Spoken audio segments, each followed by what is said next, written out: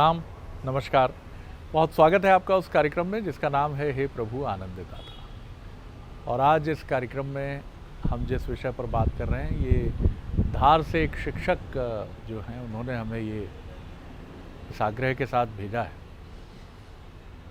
कि विश्वास और अंधविश्वास का अंतर और अंधविश्वास की जो घटनाएं हम समाज में देखते हैं उनका निवारण कैसे हो सकता है।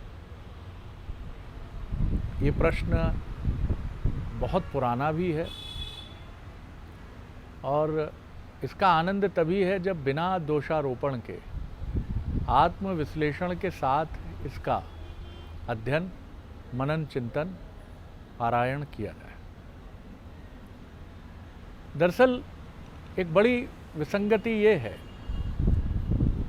इसको इस तरह से समझिए कि एक मरीज है, वो एक श्रेष्ठ चिकित्सक से उपचार ले रहा है। निश्चित तौर पर कुछ पथ्य परहेज होते हैं, डोंट्स एंड डोंट्स, डू और डोंट्स दोनों होते हैं, ये करना है, ये नहीं करना है।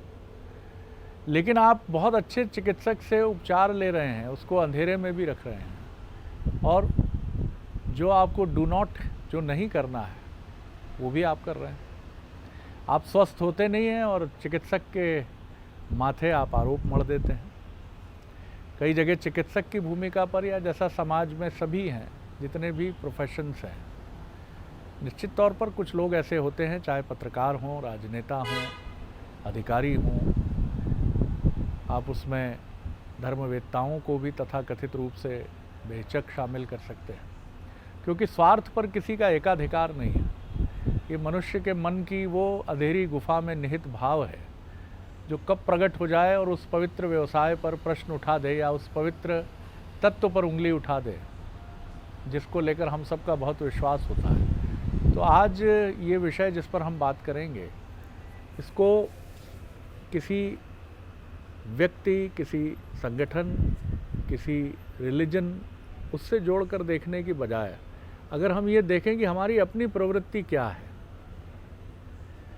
हम खुद चाहते हैं कि हमारे लिए कई बार धार्मिक व्यवस्था बिल्कुल वैसी ही हो जैसी हम एटीएम से धन निकालने के लिए एटीएम मशीन में एक एटीएम कार्ड लगाते हैं, पासवर्ड डायल करते हैं, और वो हमारी जितनी राशि हमारे खाते में है उसके अनुरूप जितना हमने चाहा है वो हमको निकाल कर दे देता है।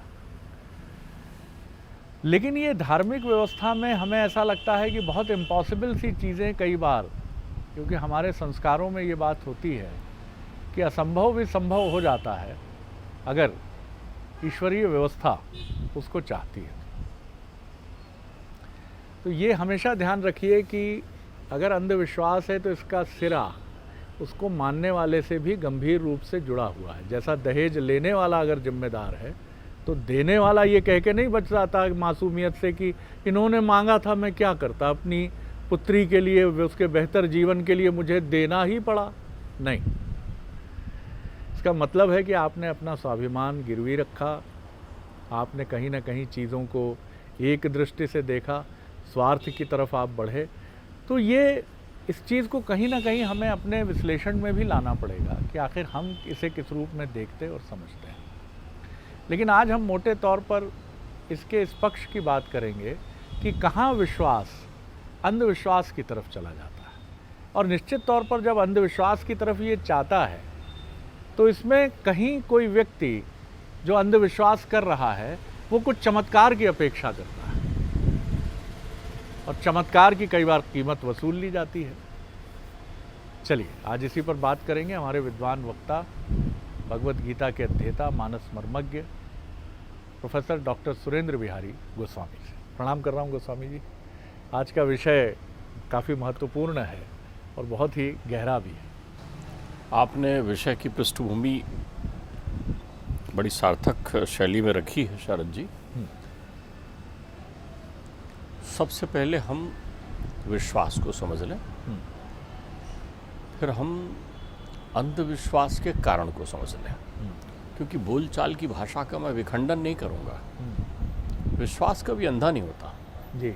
मैं अंधविश्वास शब्द जो है अपने शब्दकोश से विरक्त करता हूँ। वाह। लेकिन सबसे पहले विश्वास को समझना होगा। विश्वास है क्या? सत्यानुभूति को विश्वास कहते हैं। सत्यानुभूति, जब सत्य की स्वयं अनुभूति आपको हो जाती तब विश्वास उत्पन्न होता है। तो यहाँ प्रश्न बड़ा खड़ा है कि क्या आपने सत्य की अनुभूति कर ली, और सत्य की अनुभूति कैसे होगी? और जब सत्यानुभूति आप कर लेते हैं तो विश्वास बन जाती है, और जब विश्वास को आत्मसात कर लेते हैं तो श्रद्धा बन जाती है। श्रद्धा बन जाती ध्यान रखिएगा। तो आप सत्यानुभूति कैसे हो, सत्य की अनुभूति आपसे कैसे हो सकती है? दृश्य से संभव नहीं है। बहिर इंद्रियां इसके लिए उपयोगी नहीं है। बहिर इंद्रियों में बहुत गिनी चुनी इंद्रियां हैं जिनका आप उपयोग कर सकते हैं। जो ये हमारे पास कर्मेंद्रिय और ज्ञानेंद्रिय दिए हुए हैं, तो अब आप आंख से देखेंगे तो भौतिकता आपको लावण्य में आकर्षित कर लेंगे, और लावण्य में आकर्षित हो जाने के कारण फिर आपकी आंखें आपको आपके बस में नहीं रहेगी, वो मनानंद की अनुभूति करने लग जाएगी। आपकी शब्द संरचनाएं भी आप अपनी सीमा में उसको नियंत्रित नहीं कर सकते। तो सत्यानुभूति करने का सबसे सुंदर माध्यम क्या हो सकता है? क्योंकि जब आपको सत्य की अनुभूति हो गई, विश्वास हो गया, तो वो विश्वास सत्य से जुड़ा हुआ है, तो फिर उसमें अंधे होने की आवश्यकता ही नहीं है। अब अंधे होने का अर्थ वही है जिस पर हम बात कर चुके हैं। 4 प्रकार में से आप किस में अंधे हो जाते हैं? विश्वास केवल आंखों की दृष्टि का अंध नहीं है। इस अंध शब्द में बहुत सारी चीजें जुड़ी हुई है। ये कहते हैं क्या होता है? अंध, अकोपित, अज्ञ, अभागी। ये चारों प्रकार की चीजें जुड़ी है ना। भाग्य विषाद, आप किसी कुसंग में आ जाते हैं और आपके जीवन में जो है अंधविश्वास का आगमन हो जाता है। आप शास्त्रों की व्याख्या गलत समझ लेते हैं और आपके जीवन में गलत हो जाता है। आप देखते समय जो है अपने अंतर चित्त की उस वितृष्णा का त्याग नहीं कर पाते, वासना का, और जानते बूझते अब कुएं में गिर जाते हैं। आप समझिए मेरी बात को। तो अंध शब्द जो है अंधे के लिए नहीं उपयोग किया जाता। जी हाँ, जी हाँ। अंध का अर्थ होता है आंख मूंद लेना जानबूझकर। जानबूझकर आंख मूंद लेना या आपकी आंखों में धोखा हो जाना, वो अंध की स्थिति। इसलिए आपने देखा होगा आंधी शब्द का उपयोग करते हैं तो आप कहते हैं अंधड़ आई थी। जब आंधी चलती है तो उसमें भी अंधत्व शब्द का उपयोग होता है। अंधड़ अर्थात हमको कुछ दिखाई नहीं दिया। तो जब हमको सत्यानुभूति नहीं होती तब फिर हमारा विश्वास जो है वो उचित नहीं होता। लेकिन फिर भी हम क्यों उस पथ पर चलते हैं, ये बड़ा महत्वपूर्ण है। आपको मैं एक बहुत अच्छी प्रक्रिया बताऊं। पहले मूल में जाते हैं कि हमारा विश्वास अंध क्यों हो जाता है, अंधत्व को कैसे हमारा विश्वास प्राप्त हो जाता है। विश्वास में सत्यानुभूति का सबसे पहला सूत्र है श्रवण। श्रवण, ध्यान रखिए, सुनना ये हमारे जीवन के लिए बहुत आवश्यक है। आपको आश्चर्य होगा कि सुनने का अर्थ होता है सत्य श्रवण करना। कर्ण जो अपने बने हुए हैं वो सत्य श्रवण करने के लिए बने हुए हैं, इसलिए श्रवण को भक्ति कहा गया है। क्योंकि जब आप श्रवण करेंगे, आप देखिए विभीषण के पास बोलने वाले कितने लोग थे, रावण के पास क्या कम लोग थे क्या बोलने वाले, लेकिन रावण वही सुनना चाहता था जो वो भीतर से चाहता था, जो सुनना वो अपनी इच्छा अनुसार। देखिए कभी हमने एक बात वार्ता की थी, आप गौर करिएगा, कभी भी कोई वक्ता या कोई बोलने वाला हमारे पास खड़ा हो तो हमें लगता है कि हम उसे सुन रहे हैं। आप समझिए, हमें लगे न लगे सामने वाले को पक्का लगता है कि मुझे सुन रहा है, लेकिन 90% से अधिक दशाओं में वो व्यक्ति सुन ही नहीं रहा होता है आपको, सुनने का स्वांग कर रहा होता है आपको, क्योंकि भीतर उसके कोई बोल रहा होता है, उसको वही सुनना अच्छा लगता है। अर्थात उसके हिसाब से यदि आप बात करें तो वो सुनना चाहेगा, लेकिन अगर आप उसके हिसाब से बात नहीं करना चाहेंगे तो नहीं सुनना चाहेगा। तो उसने ये तो तंत्र बना लिया है ना अपना अंदर में, उसने सुनिश्चित कर लिया है कि मैं वही सुनूंगा जो मुझे सुनना चाहे, और ना सुनना चाहे तो फिर तंद्रा और निद्रा का वो सहारा ले लेता है। उसके पास बड़ा अच्छा हथियार है, मन ने उसको तंद्रा और निद्रा का साथ दे दिया है। कभी आपने एक चिंतन किया है क्या? आप जाकर देखिए कि जब भी कहीं प्रवचन, व्याख्यान या अच्छे उपदेश चल रहे होते हैं, या ऑफिस में बैठकर बड़ी अच्छी बातें कोई सामने वाला व्यक्ति समझाना रहा होता है, उस समय भले चाहे आपके नेत्र खुले हों, लेकिन आप तंद्रा में बन जाते हैं। तंद्रा का अर्थ होता है तन को द्रवित कर देते हैं, तन होते हुए भी जो है विस्मृत हो जाता है। एक अच्छी नींद आपको मिल रही होती, मीठी सी नींद, आप उसको सुनना नहीं चाहते। क्यों? क्योंकि वो आपको प्रियतर नहीं लग रहा है ना।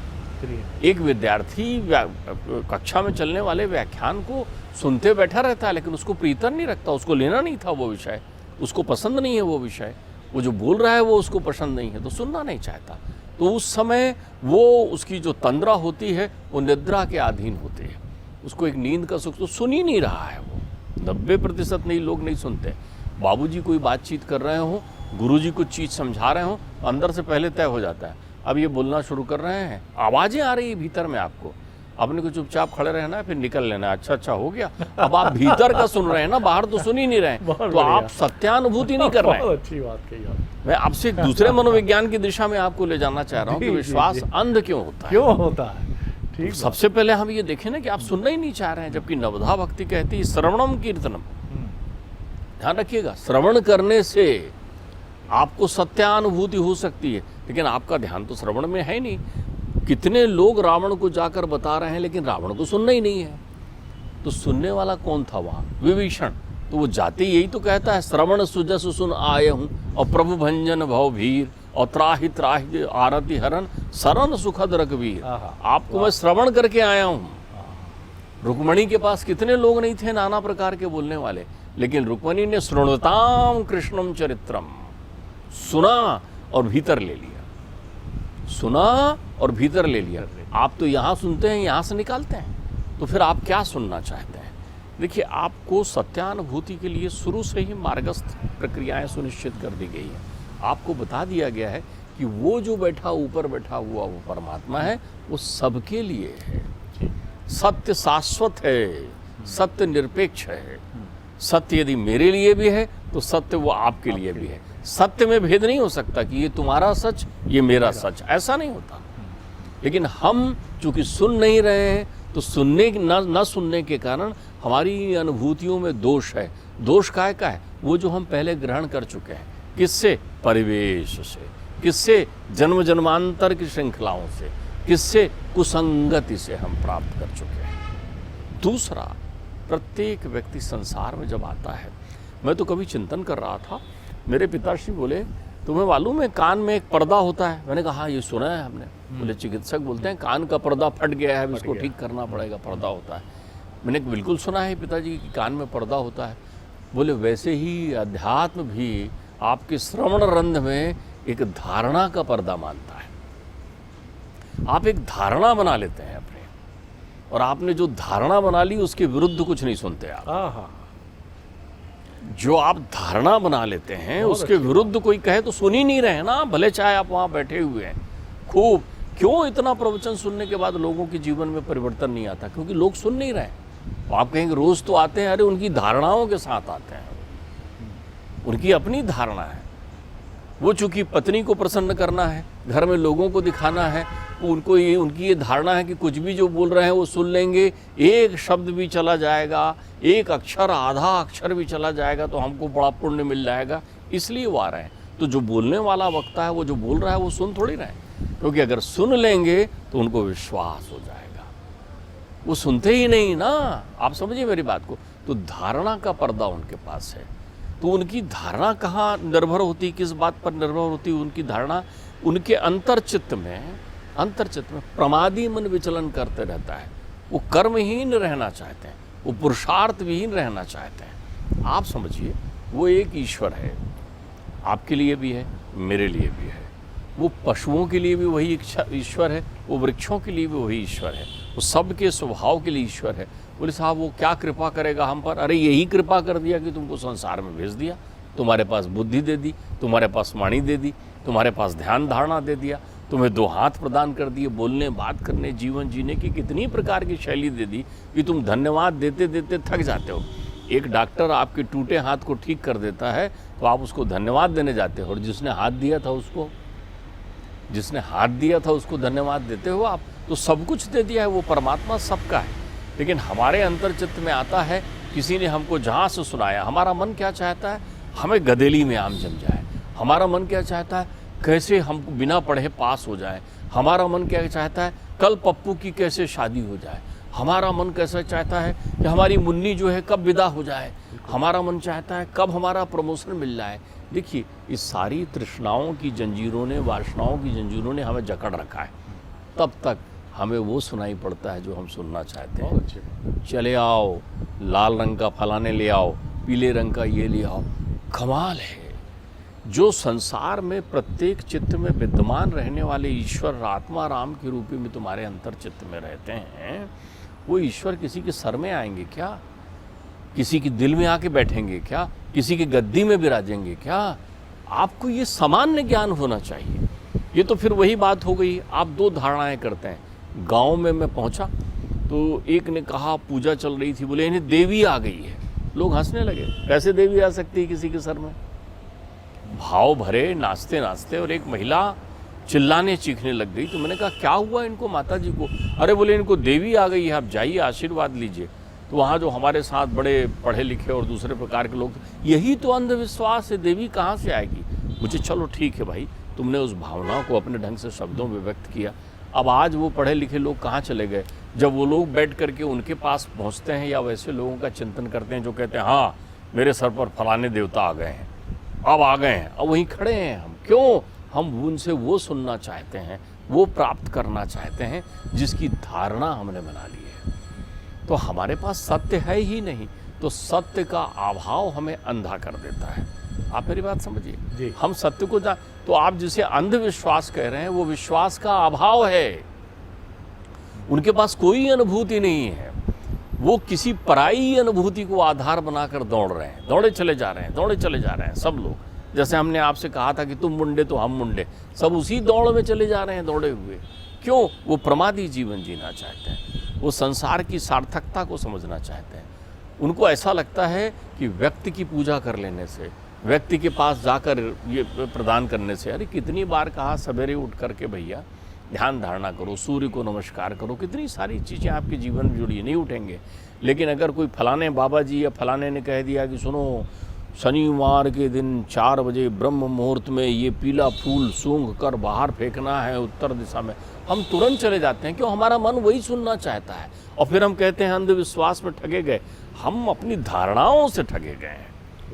आपने सुना ही नहीं है, आपने श्रवण ही नहीं किया है। ध्यान रखिएगा, क्योंकि यदि आप श्रवण करने लगेंगे तो आप शून्य की अनुभूति करने लगेंगे। आप कभी शून्य हो ही नहीं रहे हैं। आप बैठ कर देखिए, मौन होकर देखिए, कोई बोल रहा है तो ध्यान से सुनकर देखिए, उसके प्रत्येक शब्दों को आत्मसात करने की कोशिश करिए। आपके वेद, पुराण, शास्त्र, गुरुवाणी इत्यादि इत्यादि जितने भी चिंतन बने हुए हैं, ये आपके अंतर्चित्त में विश्वास उत्पन्न करने के लिए बने हुए हैं। और विश्वास उत्पन्न करने का है, सत्यानुभूति करने के लिए आपके पास बने हैं। ध्यान रखिए जी, एक बहुत अच्छी बात श्रवण भक्ति में कही गई है। वो पूछती हैं, मैया गौरी प्रश्न कर रही हैं, मैया गौरी प्रश्न कर रही हैं रामचरितमानस में, और बाबा जो हैं बैठकर शिव जी उनके उत्तर दे रहे हैं। वो ऐसे प्रश्न भी पूछती हैं जो लोकहित में हो। प्रश्न वही करिए जो लोकहित में हो। हम स्वहित के प्रश्न करने जाना चाहते हैं, इसलिए हम उनको सुनना चाहते हैं जिनसे हमारा हित हो। तो परमात्मा कहते हैं जदपि असंका की नहीं सोई, और कहत सुनत सबकर हित होई। जिसमें सबका हित शामिल होता है उससे विश्वास जागृत होता है। और जब विश्वास आपके अंतर चित्त में जागृत हो जाएगा तो बाबा उस पर कहते हैं बिन विश्वास भगत ही नहीं। आप शून्य हो ही नहीं रहे, आपको अनुभूति ही नहीं मिल रही है, आपको तो शोर सुनाई पड़ रहा है। आप देखो भीड़ में बैठे हुए हैं, अब बस आपको अंदर मन बोल रहा है बस तुम्हारा नंबर आने वाला है, अब तुमको मिलेगा फल, और फल लेते ही बस समझ लो तुम्हारा काम हो गया। अरे भाई 50% के खेल को आप समझिए, या तो होगा या नहीं होगा। एक सिक्का आप हवा में उछालिए, एक सिक्का हवा में उछालने पर या तो वो चित्त गिरेगा या वो पट्ट गिरेगा, या वो हेड गिरेगा या वो टेल गिरेगा। तो मैं 10 लोगों को यदि कह दूं कि तुम्हारा काम होगा, 5 का तो होना ही होना है। तो जिनका हो गया उनकी अनुभूतियाँ बंद हो गई, उनको लगने लगे कि यही भगवान जी हो गए। तो आज जिन्होंने प्रश्न करता है उनके चिंतन में चूँकि वो सहजता से देखते होंगे, तो उनको मैं एक बात स्पष्ट कर दूं कि इसीलिए इसे कलयुग के घोर युग का प्रारंभ कहते हैं, जहाँ चमत्कार आपके अंतर्चित्त को प्रभावित करती है और आप नमस्कार चमत्कार को करने लगते हैं, क्योंकि आप श्रवण भक्ति और सुनने से दूर होते हैं। सबसे महत्वपूर्ण बात जो इस पूरे डिस्कोर्स की है वो ये है कि अध्यात्म या ईश भक्ति क्या है? स्वयं पर विश्वास। उपचार की ये प्रणाली अगर आप कहते हैं अध्यात्म की मैं बात कर रहा हूँ, तो ये स्वयं से ही आरंभ होती है। और जिस भी प्रणाली के आप उपासक हैं, जिस भी रिलीजन के आप उपासक हैं, अगर आपके भीतर ये भरोसा नहीं पैदा हो पाया है तो कहीं कुछ गड़बड़ है। विश्वास और अंधविश्वास का जो संकट है ये धारणाओं का संकट है जिसके हम बहुत गुलाम होते हैं। मैं गुलाम शब्द का उपयोग कर रहा हूँ। 20 वर्ष पुराना सेवक है साहब, क्या बात कर रहे हैं आप इसके ऊपर? अरे ऑफिस का सारा काम मैं रहता नहीं हूँ, कर देता है सब। विश्वास, एक दिन आप ठगे से हाँ बिल्कुल, अरे इतना विश्वासी व्यक्ति ऐसा कर देगा, इसका यह अर्थ नहीं है कि आप विश्वास से हट जाइए, कतई यह अर्थ नहीं है। विश्वास और अंधविश्वास के अंतर को समझना होगा। जैसे जो बहुत जागृत लोग हैं वो चाहे ऑफिस में हो, घर में हो, चाहे पत्नी हो चाहे पुत्र हो, वो अविश्वास नहीं करते हैं, लेकिन अंधविश्वास किसी पर नहीं करते कि अब मेरी पत्नी संभाल लेगी सब कुछ, बहुत विदुषी है, अब मेरा पुत्र बहुत सक्षम हो गया, कॉम्पिटेंट हो गया, मुझे तो वसीयत लिखने की भी आवश्यकता नहीं है। नहीं, आपका विवेक जब तक जागृत रहता है, आप अपने कार्य स्वयं करते हैं, तब तक आप सफल होते हैं। देखिए, मैं आपको बताऊं, आपने एक अच्छा शब्द उपयोग किया था, अंधविश्वास। हम उस शब्द को अध्यात्म की भाषा में कह दें। विश्वास अंधा नहीं होता, उसके लिए आप कहिए अज्ञानता, आपकी मूढ़ता। तो अगर आप अज्ञान में हैं, मूढ़ में, मोह जो है वो अंधा कर देता है आपको। भैया आप क्यों अपने लोगों पर इतना भरोसा करते हैं, जबकि आप इतिहास के पन्ने पलटने से लेकर 2022 तक आप आते हैं तो व्यक्ति छला क्यों गया है? मोहाशक्ति में। मोहाशक्ति क्या है? इनसे बड़ा कोई है ही नहीं साहब, अरे कोई बात ही नहीं है, सारा मैं तो इनको सौंप कर रखे हुए हूँ, चाहे वो घर हो, परिवार हो। नहीं, कहीं एक जागृति की आवश्यकता है जो अविश्वास की तरफ नहीं जाती है, अंधविश्वास की तरफ नहीं जाती है, वो एक जागृत विवेकशील विश्वास की तरफ जाती है, जहाँ आपको बोध है कि कोई भी व्यक्ति चूक कर सकता है, पत्नी भी, पुत्र भी, विश्वसनीय सहयोगी भी, मुझसे भी त्रुटि हो सकती है।